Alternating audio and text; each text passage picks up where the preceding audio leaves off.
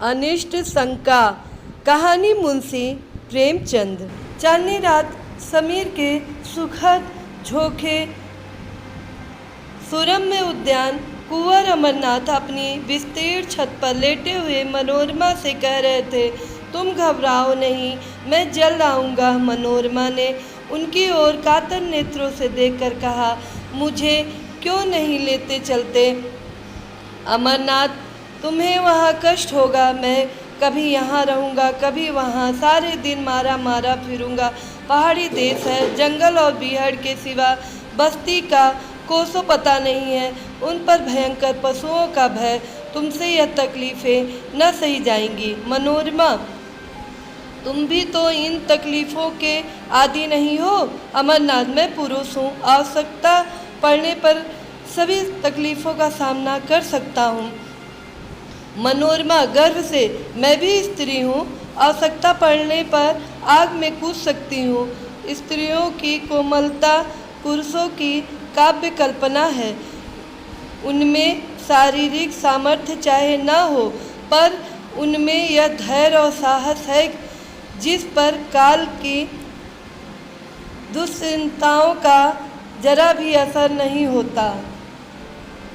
अमरनाथ ने मनोरमा को श्रद्धामय दृष्टि से देखा और बोले, यह मैं मानता हूँ, लेकिन जिस कल्पना को हम चिरकाल से प्रत्यक्ष समझते आए हैं, वह एक क्षण में नहीं मिट सकती। तुम्हारी तकलीफ मुझसे न देखी जाएगी, मुझे दुख होगा। देखो, इस समय चांदनी में कितनी बहार है। मनोरमा, मुझे बहलाओ मत, मैं हट नहीं करती, लेकिन यहाँ मेरा जीवन अपार हो जाएगा। मेरे हृदय की दशा विचित्र है। तुम्हें अपने सामने न देखकर मेरे मन में तरह तरह की शंकाएं होती हैं कि कहीं चोट ना लग गई हो। शिकार खेलते जाते हो तो डरती हूँ, कहीं घोड़े ने शरारत ना की हो। मुझे अनिष्ट का भय सदैव सताया करता है अमरनाथ, लेकिन मैं तो विलास का भक्त हूँ। मुझ पर इतना अनुराग करके तुम अपने ऊपर अन्याय करती हो। मनोरमा ने अमरनाथ को दबी हुई दृष्टि से देखा, जो कह रही थी, मैं तुमको तुमसे ज़्यादा पहचानती हूँ। बुंदेलखंड में भीषण दुर्भिक्ष था। लोग वृक्षों की छालें छिल छिल कर खाते थे। क्षुधा पीड़ा ने भयाभय की पहचान मिटा दी थी। पशुओं का तो कहना ही क्या, मानव संतानें कौड़ियों के मोल बिकती थीं। पादरियों कीचड़ बनी थी। उनके अनाथालयों में नित्य गोल बच्चे भेड़ों की भांति हाके जाते थे। माँ की ममता मुट्ठी भर अनाज पर कुर्बान हो जाती। कुंवर अमरनाथ काशी सेवा समिति के व्यवस्थापक थे। समाचार पत्रों में यह रोमांचकारी समाचार देखे तो तड़प उठे। समिति के कई नवयुवकों को साथ लिया और बुंदेलखंड जा पहुँचे। मनोरमा को वचन दिया कि प्रतिदिन पत्र लिखेंगे और यथासंभव जल्द लौट आएंगे। एक सप्ताह तक तो उन्होंने अपना वचन पालन किया, लेकिन सने सने पत्रों में विलम्ब होने लगा। अक्सर इलाके डाकघर से बहुत दूर पड़ते थे। यहाँ से नित्य प्रति पत्र भेजने का प्रबंध करना दुस्साध्य था। मनोरमा वियोग दुख से विकल रहने लगी। वह अवस्थित दशा में उदास बैठी रहती, कभी नीचे आती, कभी ऊपर जाती, कभी बाग में जा बैठती। जब तक पत्र ना आ जाता, वह इसी भांति व्यग्र रहती। पत्र मिलते ही सूखे धान में पानी पड़ जाता, लेकिन जब पत्रों के आने में देर होने लगी तो उसका वियोग विकल हृदय अधीर हो गया। बार बार पछताती कि मैं नाहक उनके कहने में आ गई, मुझे उनके साथ जाना चाहिए था। उसे किताबों से प्रेम था, पर अब उनकी ओर ताकने का भी जी न चाहता। विनोद की वस्तुओं से उसे अरुचि सी हो गई। इस प्रकार 1 महीना गुजर गया। एक दिन उसने स्वप्न देखा कि अमरनाथ द्वार पर नंगे सिर नंगे पैर खड़े रो रहे हैं। वह घबरा कर उठ बैठी और उग्रावस्था में दौड़ी द्वार पर आई। यहाँ का सन्नाटा देख कर उसे होश आ गया। उसी दम मुनीम को जगाया और कुंवर साहब के नाम तार भेजा, किंतु जवाब ना आया। सारा दिन गुजर गया मगर कोई जवाब नहीं। दूसरी रात भी गुजरी लेकिन जवाब का पता न था। मनोरमा निर्जल निराहार मूर्छित दशा में अपने कमरे में पड़ी रहती। जिसे देखती उसी से पूछती, जवाब आया? कोई द्वार पर जवाब देता तो दौड़ी हुई जाती और पूछती, कुछ जवाब आया? उसके मन में विविध शंकाएं उठती। लौड़ियों से स्वप्न का आशय पूछती। स्वप्नों के कारण और विवेचना पर कई ग्रंथ पढ़ डाले पर कुछ रहस्य न खुला। लौड़ियाँ उसे दिलासा देने के लिए कहती, कुंवर जी कुशल से हैं। स्वप्न में किसी को नंगे पैर देखे तो समझो वह घोड़े पर सवार है, घबराने की कोई बात नहीं है। लेकिन रमा को इस बात से तस्कीन न होती। उसे तार के जवाब की रट लगी हुई थी। यहाँ तक कि 4 दिन गुजर गए। किसी मोहल्ले में मदारी का आ जाना बाल वृंद के लिए एक महत्व की बात है। उसके डमरू की आवाज़ में खोचे वाले की क्षुधावर्धक ध्वनि से भी अधिक आकर्षण होता है। इसी प्रकार मोहल्ले में किसी ज्योतिषी का आ जाना मार की बात है। एक क्षण में इसकी खबर घर घर फैल जाती है। सास अपनी बहू के लिए आ पहुँचती है। माता भाग्यहीन कन्या को लेकर आ जाती है। ज्योतिषी जी दुख सुख की आवश्यकता अनुसार वर्षा करने लगते हैं। उनकी भविष्यवाणियों में बड़ा गूढ़ रहस्य होता है। उनका भाग्य निर्माण भाग्य रेखाओं से भी जटिल और दुर्गाह होता है। संभव है कि वर्तमान शिक्षा विधान ने ज्योतिष का आदर कुछ कम कर दिया हो, पर ज्योतिषी जी के महात्म्य में जरा कमी नहीं हुई। उनकी बातों पर चाहे किसी को विश्वास न हो, पर सुनना सभी चाहते हैं। उनके एक एक शब्दों में आशा और भय को उत्तेजित करने की शक्ति भरी रहती है। विशेषतः उनकी अमंगल सूचना तो वज्रपात के तुल्य है, घातक और दग्धकारी। तार भेजे हुए आज 5वां दिन था कि कुंवर साहब के द्वार पर एक ज्योतिषी का आगमन हुआ। तत्काल मोहल्ले की महिलाएं जमा हो गईं। ज्योतिषी जी भाग्य विवेचन करने लगे। किसी को रुलाया, किसी को हंसाया। मनोरमा को खबर मिली, उन्हें तुरंत अंदर बुला भेजा और स्वप्न का आशय पूछा। ज्योतिषी जी ने इधर उधर देखा, पन्ने के पन्ने उल्टे, उंगलियों पर कुछ गिना, पर कुछ निश्चय न कर सके कि क्या उत्तर देना चाहिए। बोले, क्या सरकार ने यह स्वप्न देखा है? मनोरमा बोली, नहीं, मेरी एक सखी ने देखा है। मैं कहती हूँ यह अमंगल सूचक है। वह कहती है मंगलमय है। आप इसकी क्या विवेचना करते हैं? ज्योतिषी जी फिर बगले झांकने लगे।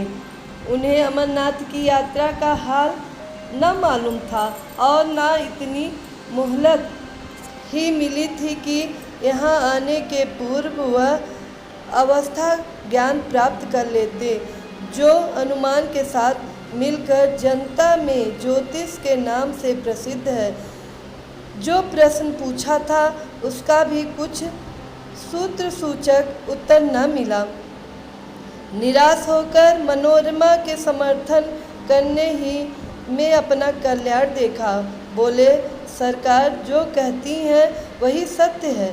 यह स्वप्न अमंगल सूचक है।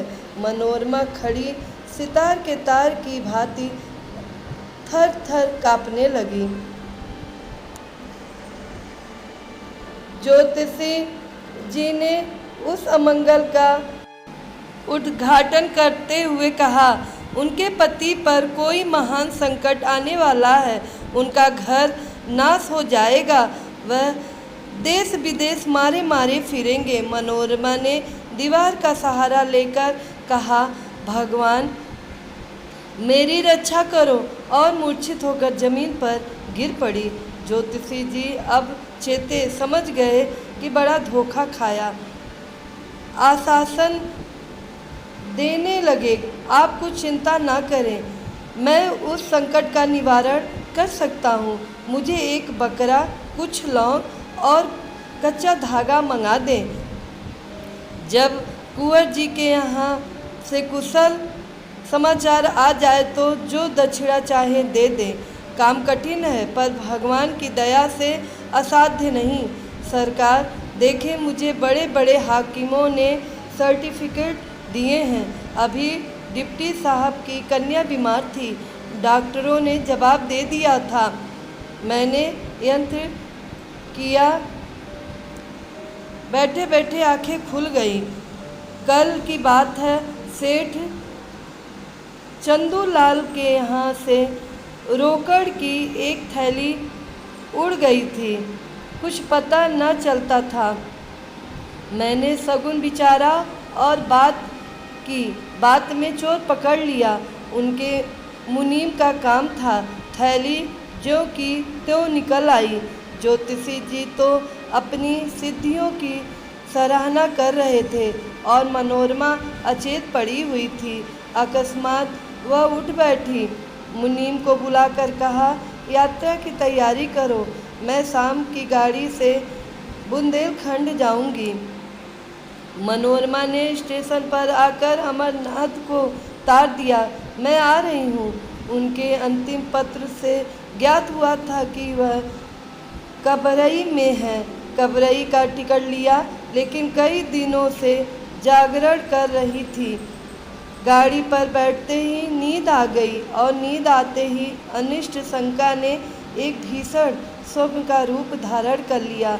उसने देखा, सामने एक अगम सागर है, उसमें एक टूटी हुई नौका हलोकोरे खाती बहती चली जाती है।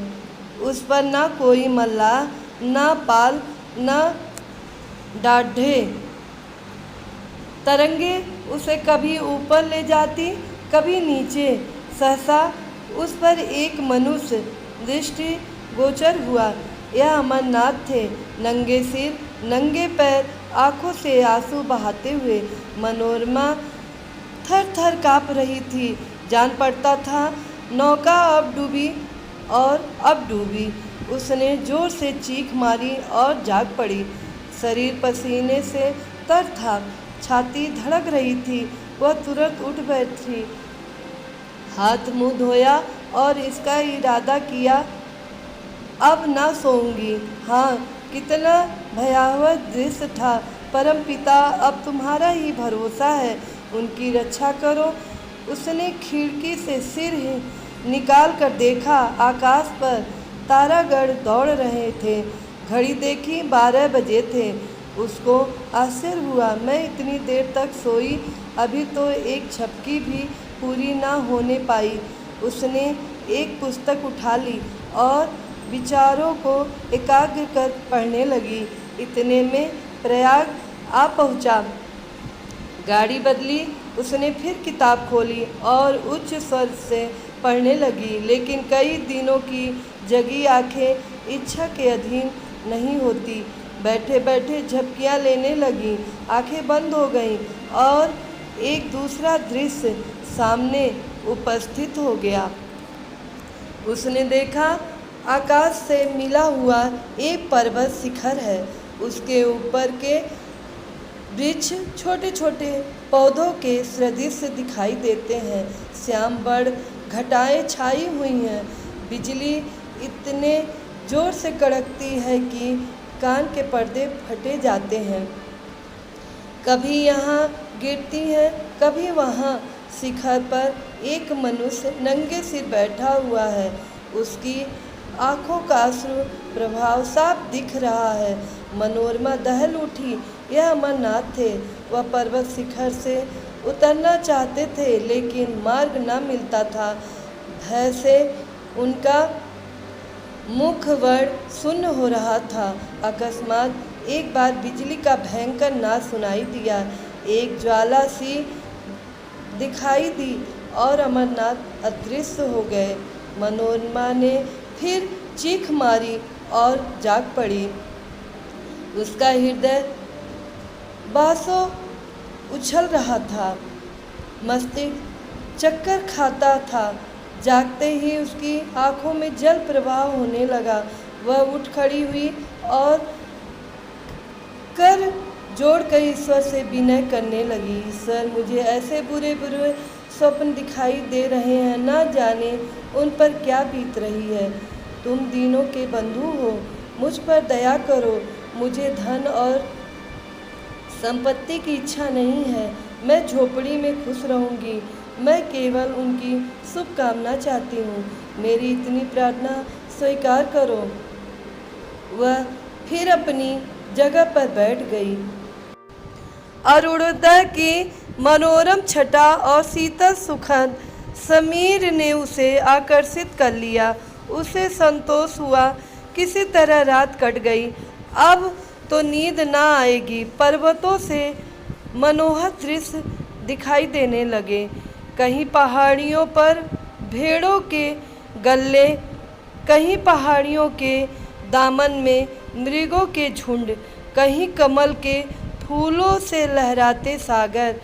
मनोरमा एक अर्धस्मृति की दशा में इन दृश्यों को देखती रही, लेकिन फिर न जाने कब उसकी अभागी आंखें झपक गईं। उसने देखा अमरनाथ घोड़े पर सवार एक पुल पर चले जाते। नीचे नदी उमड़ी हुई है। पुल बहुत तंग है। घोड़ा रह रहकर बिदकता है और अलग हो जाता है।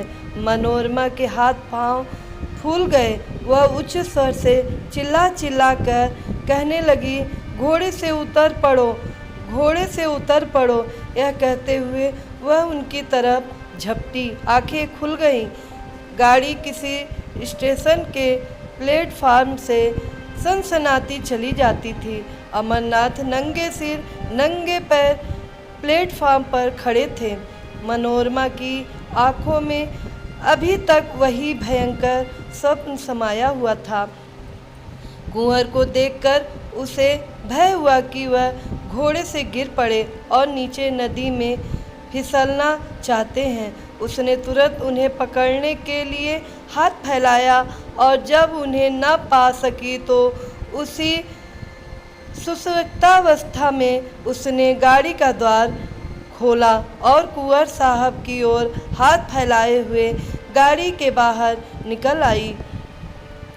तब वह चौकी जान पड़ा कि उठाकर आकाश से भूमि पर पटक दिया। जोर से एक धक्का लगा और चेतना शून्य हो गई।